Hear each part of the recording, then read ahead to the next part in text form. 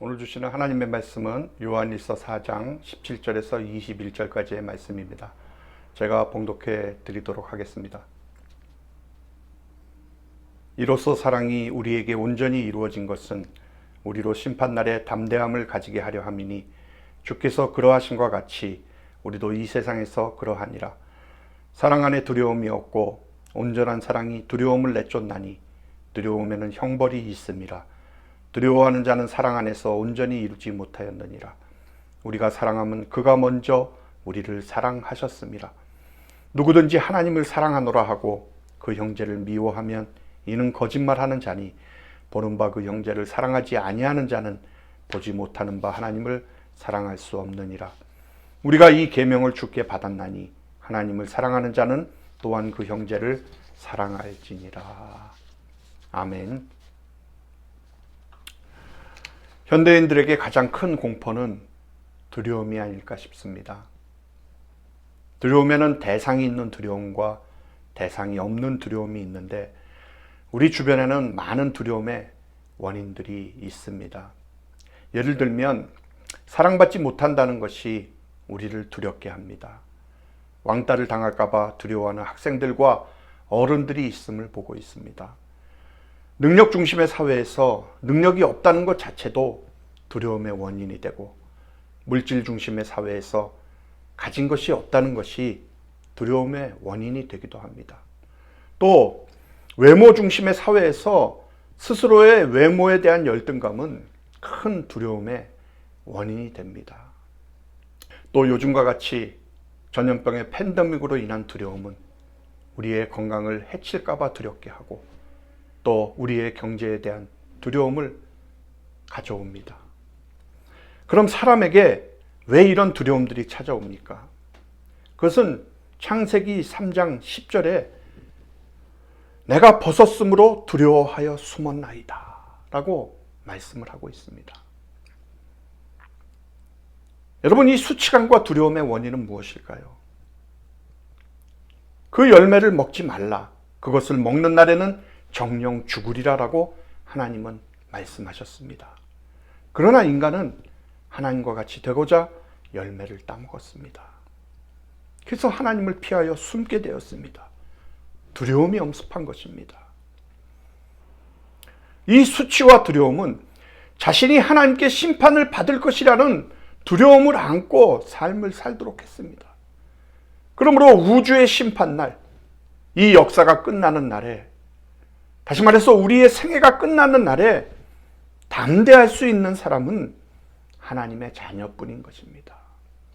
예수를 하나님의 아들로 시인하고 하나님이 우리 안에 계신다는 그 확신과 하나님이 우리와 동행하시는 그 사랑의 기쁨을 체험한 하나님의 자녀는 그 어떤 정죄에도 그 어떤 심판에도 두려워하지 않고 찬송을 부를 수가 있는 것입니다. 그래서 사도 요한은 오늘 본문 17절에 이로써 사랑이 우리에게 온전히 이룬 것은 우리로 심판날에 담대함을 가지게 하려 함이니 주의 어떠하신가 같이 우리도 세상에서 그러하니라 라고 말씀합니다. 무슨 말씀입니까? 하나님의 사랑을 온전히 이룬 하나님의 자녀들에게는 불안함이나 두려움이 없다라는 것입니다. 심판날에 떳떳합니다. 부끄러움이 없는 것입니다.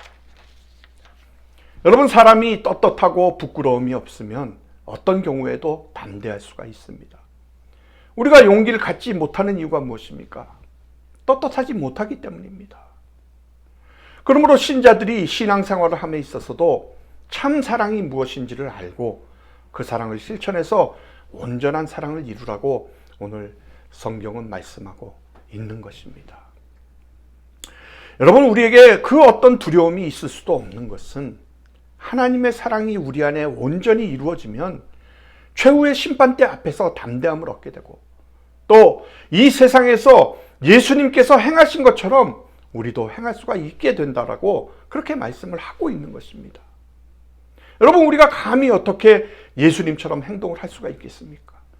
우리가 어찌 예수님과 그 삶이 같아질 수가 있겠습니까? 그러나 하나님의 사랑이 우리 속에 역사하시면 우리가 예수님처럼 행할 수가 있는 그런 능력을 받게 된다는 것입니다. 다시 말해서 내가 하나님께 받는 그 사랑으로 인해서 내가 하나님을 사랑하고 이웃을 사랑하는 그 사랑으로 인해서 두려움이 없는 삶을 살게 된다는 것입니다. 그래서 본문 18절을 보면 사랑 안에 두려움이 없고 온전한 사랑이 두려움을 내쫓나니 두려움에는 형벌이 있음이라. 두려워하는 자는 사랑 안에서 온전히 이루지 못하였느니라 라고 사랑 안에는 두려움이 없다라는 겁니다. 온전한 사랑이 그런 두려움을 내어 쫓기 때문에, 그렇기 때문에 우리는 온전한 사랑을 이루어야만 하는 것입니다. 여러분, 사람을 두렵게 만드는 것은 벌을 받을지도 모른다는 마음 때문입니다. 오늘 본문 말씀에서도 두려움에는 형벌이 있음이라 라고 했습니다. 사람들이 두려운 마음을 가지고 사는 것은 하나님께 벌을 받는다는 생각과 그 마음 때문이라는 것이죠. 여기에 두려움이란 하나님께 대한 경외심이 아니라 죄인이나 노예가 가지는 공포심을 의미하는 것입니다. 죄인들이 갖는 심판에 대한 두려움을 말합니다. 물론 대부분의 이 세상 사람들은 하나님을 두려워하지도 않고 심판을 두려워하지도 않습니다. 또 하나님을 인정하지도 않고 이 세상의 주인 되심을 인정하지도 않습니다. 그래서 그런 사람들은 이 세상을 어떻게 살았는가에 따라서 벌을 받는다는 것을 인정하지를 않습니다. 그렇기 때문에 하늘을 무서워하지도 않고 양심의 가책도 없고 그저 하루하루를 즐겁게 살려고만 하는 것입니다. 그러나 조금이라도 제정신을 가지고 사는 사람이라면 두려움을 가지고 살게 됩니다. 자기가 이 세상에서 지은 죄들에 대해서 어떤 모양이든지 그 심판이 있을 것이라는 막연한 생각이라도 갖고 있기 때문에 그렇습니다. 그렇기 때문에 비록 하나님을 알지 못하고 교회를 다니지 않는 사람이라고 할지라도 우리보다 더 양심적으로 살고 더 좋은 일을 많이 하면서 살기도 하는 것입니다. 여러분은 어떤 마음을 가지고 사십니까? 죄의 형벌에 대한 두려움은 있습니까? 자, 교회 다니면서도 예수님의 십자가의 복음을 믿는다고 하면서도 이 죄의 형벌에 대한 두려움을 가지고 사는 사람은 참으로 어리석은 사람입니다. 교회 다니는 사람이, 예수를 믿는 사람이 벌을 받을지도 모른다는 그 두려움 때문에 기도를 많이 하고 봉사를 많이 하고 선한 일을 많이 하려고 한다면 아직 무엇인가가 잘못되어 있다는 증거인 것입니다. 여러분, 사람들은 하나님을 사랑이라고 하고 하나님께서 은혜를 베푸신다고 하니까 그저 두리뭉실하게 좋은 게 좋은 거라는 식으로 넘어가신다고 그렇게 생각을 합니다. 그러나 하나님의 사랑은 철저하게 계획이 되어 있고 계산이 되어 있고 하나님의 말씀 속에 조직적으로 잘 나타나 있습니다. 그렇기 때문에 그 하나님의 사랑을 바로 알지 못하고 그 사랑에 바르게 반응하지 못한 사람은 교회를 다니면서도 예수를 믿으면서도 두려운 마음을 가지고 살게 되는 것입니다. 사랑하는 여러분, 하나님의 사랑이 우리에게 이렇게 온전히 이루어진 것처럼 하나님께 대한 우리의 사랑도 온전한 사랑이 되어야 합니다. 그러나 우리의 사랑은 다분히 계산적이고 형식적인 사랑이 많습니다. 진정으로 하나님을 사랑하지 않습니다. 확실하게 언제나 변함없이 하나님을 사랑하지 않습니다. 우리가 하나님께 드리는 사랑의 최고의 표현이 무엇입니까? 하나님께 예배를 드리고 하나님을 찬양하는 일입니다. 그렇기 때문에 예배가 형식적이라는 말은 하나님께 대한 사랑이 형식적이라는 말입니다. 찬양이 형식적이라는 말은 하나님께 대한 사랑이 형식적이라는 말인 것입니다. 사람들은 욕심이 많아서 자기를 위해서 자기 중심적으로 삽니다. 그래서 이기주의자들은 결국 혼자서 이 세상을 살아갈 수밖에 없는 것입니다. 다른 사람의 사랑도 받지 못하기 때문에. 여러분, 다른 사람들에게 미움을 받고 산다는 것은 참으로 불행한 일입니다. 그러나 나를 통해서 다른 사람이 행복해질 수 있다면 그것으로 또 만족할 수 아는 사람이 바로 온전한 사랑을 실천하는 사람입니다. 온전한 사랑은 두려움을 내어쫓는다고 오늘 성경은 말씀하고 있습니다. 그럼 그 온전한 사랑의 근거는 무엇입니까? 본문 19절에 보니까 우리가 사랑하면 그가 먼저 우리를 사랑하셨음이라 라고 말씀합니다. 하나님의 사랑이 우리에게 먼저 부어졌습니다. 그러기에 사랑은 조건 없이 주는 것입니다. 사랑하면 나를 생각하는 것이 아니라 상대방을 생각하게 됩니다. 자기의 유익을 위해서 사랑하는 것은 사랑이 아닙니다. 사랑은 그 사람이 좋아하는 것을 내가 다 하는 것입니다. 자존심을 다 버리고, 그래서 발도 씻어주고, 그를 위해서라면 무엇이든지 합니다. 내가 싫건 좋건 상관이 없습니다. 사랑하는 사람이 좋다면 나도 좋은 것입니다. 하나님이 우리를 이렇게 사랑하셨습니다. 그 증거가 바로 예수 그리스도입니다. 예수 그리스도는 인간이 되어 이 땅에 오셨습니다. 여자의 몸에서 태어나셨습니다. 그래서 인간의 고통을 몸소 체험하시고, 인간에게 배신을 당하고, 인간에게 채찍을 맞고, 십자가에서 죽기까지 그렇게 인간을 사랑하신 것입니다. 이것이 바로 하나님의 사랑의 법인 것입니다. 그러나 우리는 자기 기준에서 사랑을 하려고 합니다. 나 중심으로 사랑을 하려고 하기 때문에 좌절하고 절망하고 열매도 맺지를 못하는 것입니다. 여러분, 하나님이 먼저 우리를 사랑해 주셨습니다. 그래서 우리가 그 사랑을 받고 이제 우리도 사랑을 할 수가 있게 된 것입니다. 본문 20절로 21절에 보면 누구든지 하나님을 사랑하노라 하고 그 형제를 미워하면 이는 거짓말하는 자니 보는 바 그 형제를 사랑하지 아니하는 자는 보지 못하는 바 하나님을 사랑할 수 없느니라. 우리가 이 계명을 주께 받았나니 하나님을 사랑하는 자는 또한 그 형제를 사랑할지니라 라고 말씀을 합니다. 여기에서 사도 요한이 말씀하고 있는 형제 사랑은 인간의 실천으로 가능한 그런 행위의 문제로 이해를 해서는 안 됩니다. 이것은 믿음의 문제로 이해를 해야만 하는 것입니다. 여러분, 사람은 사람을 구별하는 습성을 가지고 있습니다. 내 마음에 드는 사람과 들지 않는 사람으로 그렇게 구분을 합니다. 그렇기 때문에 인간이 형제를 사랑하는 것 자체가 불가능한 일일 수밖에 없는 것입니다. 내 마음에 싫은 사람을 형제로 여기면서 사랑할 수 있는 사람은 없기 때문에 그렇습니다. 근데 20절에 보면 누구든지 하나님을 사랑하노라 하고 그 형제를 미워하면 이는 거짓말하는 자니라고 말씀을 합니다. 여러분, 이 말씀이 여러분에게는 어떻게 들리십니까? 형제를 미워하지 말고 사랑하라 라는 말로 들립니까? 아니면 하나님을 사랑한다고 하는 너희들의 말은 모두가 다 거짓이다 라는 그런 말로 들리십니까? 자, 요한일서 3장 14절로 15절을 보면 우리가 형제를 사랑함으로 사망에서 옮겨 생명으로 들어간 줄을 알거니와 사랑치 아니하는 자는 사망에 거하느니라. 그 형제를 미워하는 자마다 살인하는 자니 살인하는 자마다 영생이 그 속에 거하지 아니하는 것을 너희가 아는 바라라고 말씀을 합니다. 지금까지 요한일서를 보시면 아시겠지만 사도 요한은 형제를 사랑하는 문제를 아예 생명과 직결되는 것으로 말씀을 하고 있습니다.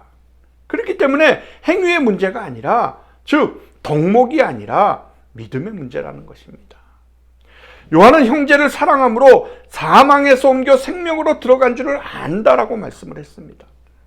하지만 생명이 사람을 사랑함으로써 가능한 것은 분명히 아닙니다. 예수님을 사랑하고 예수님을 믿음으로 생명에 들어가게 되는 것입니다. 그래서 이것을 보면 요한은 형제를 지금 예수님의 위치에 세워두고 있음을 우리가 알 수가 있습니다. 즉 형제를 사랑하는 것이 곧 예수님을 사랑하는 것이라는 뜻입니다. 이것은 형제를 사랑하면 예수님을 사랑하는 것으로 여겨주겠다라는 그런 뜻이 아니라 예수님을 사랑하지 않고서는 형제를 사랑할 수가 없음을 의미하는 것입니다. 형제 사랑이 곧 예수 사랑이라는 거죠. 사랑하는 여러분, 예수님의 십자가는 신자를 낮아진 마음이 되게 합니다. 따라서 예수님을 사랑한다면 분명 그는 마음이 낮아진 사람입니다. 이러한 낮아진 마음으로 만나는 관계를 형제라고 말씀하고 있는 겁니다. 근데 형제를 미워한다면 그것은 곧 무엇을 의미하는 것이 됩니까? 내가 곧 낮아진 마음이 아님을 의미하는 것입니다. 낮아진 마음이 아니라면 예수님의 십자가와도 상관이 없다는 그런 뜻이죠. 그래서 형제를 미워하는 그것이 곧 예수님을 사랑하지 않는 것으로 판단이 되는 것입니다. 여러분, 앞에 19절에서 우리가 사랑하면 그가 먼저 우리를 사랑하셨습니다 라고 말씀을 했습니다. 우리가 하나님이 먼저 사랑하심에 대해서 생각해야 하는 것은 사랑할 가치가 없는 우리를 사랑하셨다라는 거예요. 그러니까 하나님이 우리를 사랑하신다는 것만 생각하지를 말고 죄로 죽어 마땅한 우리를 사랑하신 그 사랑의 가치에 대해서 생각을 하라는 것입니다.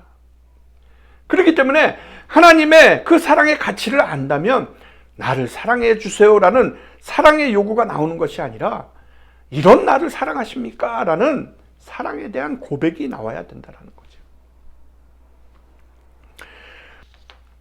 여러분, 이런 물음에 대해서 우리는 사랑하지 못하는 자신에 대해서 탄식하게 될 것입니다. 아니, 탄식을 해야만 합니다. 우리가 다 이런 존재들이기 때문에 그렇습니다. 형제를 사랑해야 하나 사랑하지 못하는 자들이 바로 우리들입니다.